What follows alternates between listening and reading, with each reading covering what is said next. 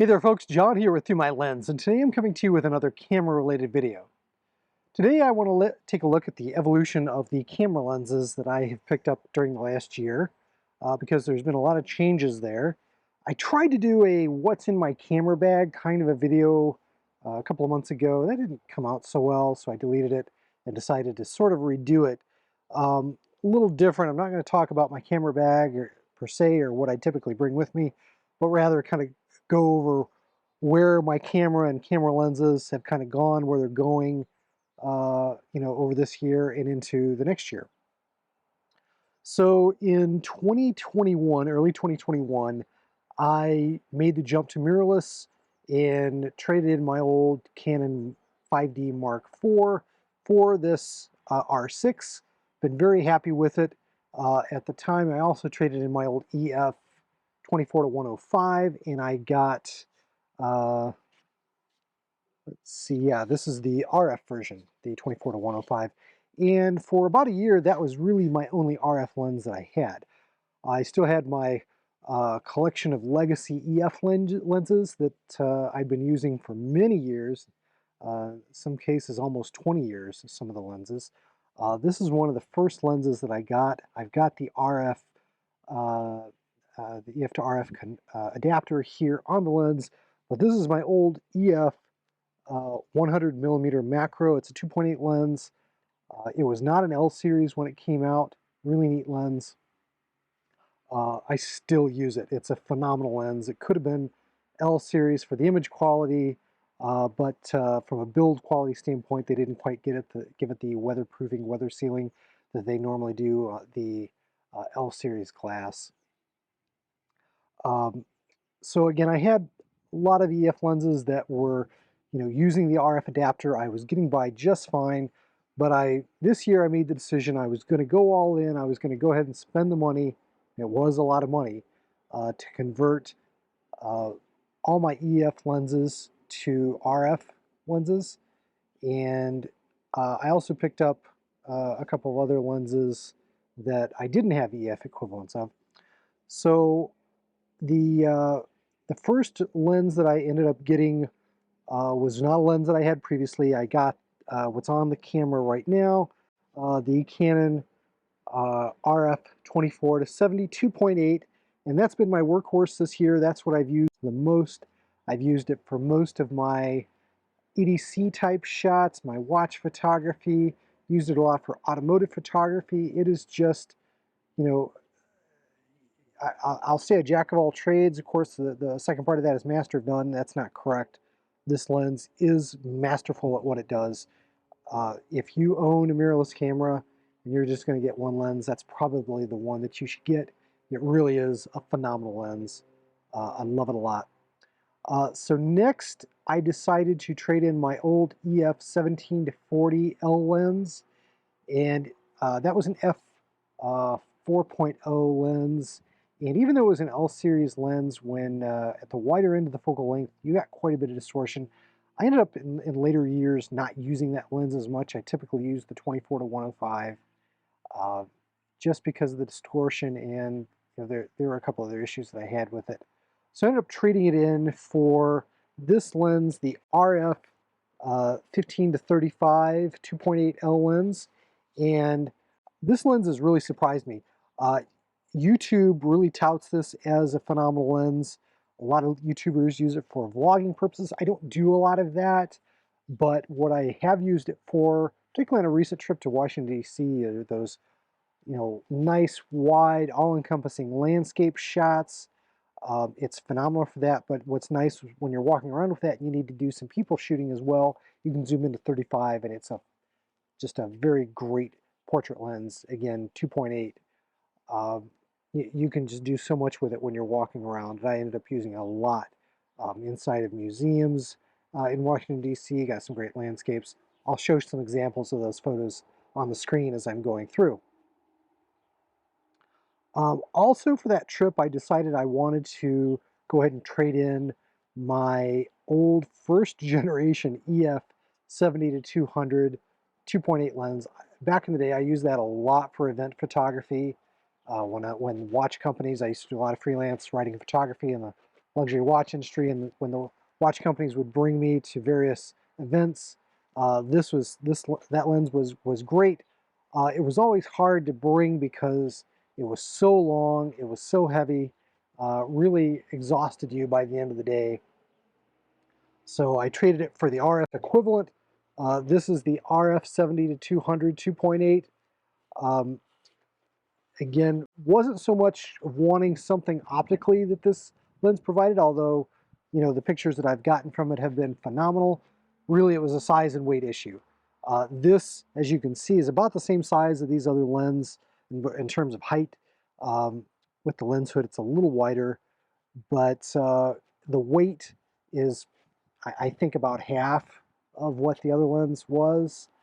And I brought the Holy Trinity with me in a photography backpack, walked around for 2 days in Washington, D.C. I do not have a good back. I've got some arthritis issues, and I was really nervous about that. But good backpack. These three lenses with the R6, I did not have any back issues. I was able to cover everything that I wanted to in the time that I was walking around Washington, D.C. And I am just so happy with the form factor of this lens. And I plan on using it a lot more than I use the other one. I ended up bringing it out maybe once or twice a year just because of the size of the darn thing.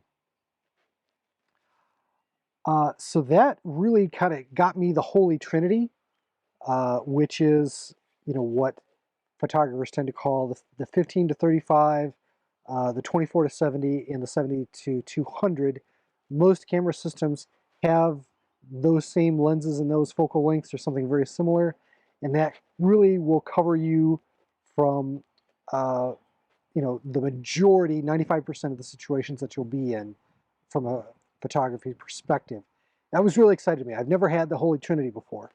I did decide to get a couple of other lenses, one of which, this was a monster purchase.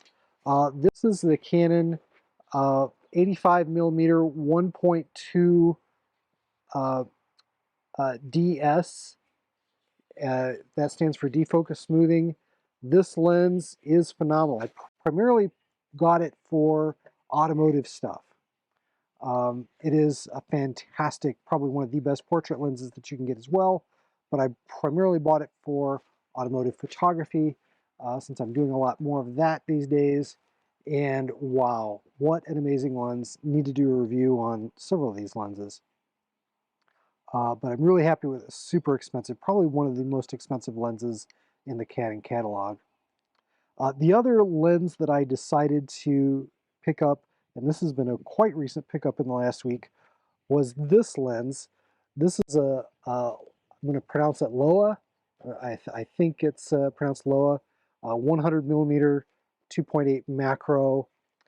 Um, I didn't necessarily get it to replace this lens. I think I'm going to end up keeping both. I'm not sure yet. I need to do some more testing. This is a third-party lens, obviously Loa, not a Canon lens, and by and large, I don't buy a lot of third-party lenses. Usually the main reason to buy those is price, and I'm on an R6 because I want the top image quality. That's why I shoot with a mirrorless system and not just my phone. To me, it's worth it to spend the extra money to get the top image quality, and that means Canon glass. That's why I've stuck with the Canon system. I love Canon glass. This did offer something, and again, this is the RF mount version. You can see, it says so on the lens cap. This offers a magnification of 2.0 over like this old 100 millimeter macro. So you're going to get more zoom out of it, which was pretty interesting to me. And all the reviews I saw said, the image quality was phenomenal. It's about half the price of the RF 100 millimeter macro lens that does not have the zoom capabilities of this, and this has arguably better image quality. So that was a pretty good case for me to get it. I ended up getting it within the last week because there's been a lot of controversy, as you may know, that Canon has decided to really clamp down on third-party lens manufacturers. They are not licensing the RF mount. It's a proprietary patented mount. They are not licensing it, and they have decided to pursue legal action over companies who are producing lenses like this one. So I wanted to go ahead and grab it while it was still in the marketplace. There aren't many left with the RF mount. It comes in various other mounts, like you could get it in the EF mount, for example. I also still have my old Sigma 1.4 art lens, 35 millimeter, and I've used this a lot for automotive, a lot for EDC type stuff. Still use it some. What I'm interested in moving forward next year, sometime, Canon is supposed to be coming out with an RF version of a 35 millimeter prime that's at 1.2. Very interested in that. We'll probably go ahead and trade this guy in for that when I get it, because that would be a very interesting prime for me in the kind of photography that I do. From a lens standpoint, I think that'll probably do it for me. The only other thing I want is a second camera body.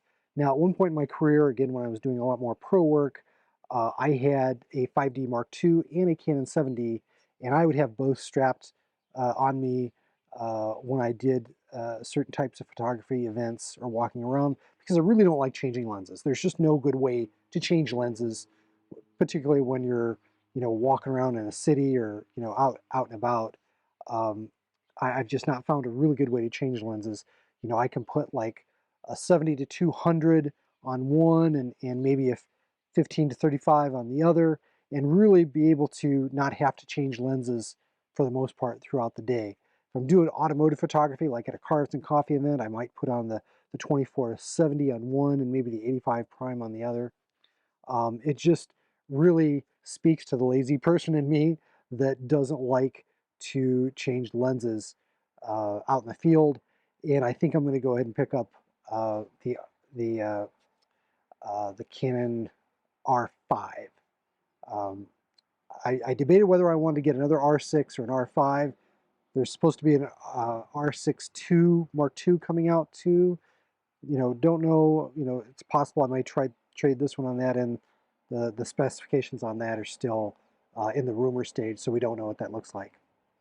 But there it is. There's kind of where my camera bag is right now, or what my inventory of lenses on the system that I have, and there's kind of where I'm going. I hope you've enjoyed this video. Take care. God bless. We'll see you in the next video. I hope you've enjoyed this production from the Through My Lens YouTube channel. If you did, please click on the like button and do share the video on social media. If you'd like to see more content like it, please do subscribe to the channel, follow me on Instagram and Facebook, and do check out Through My Lens at www.throughmylens.org.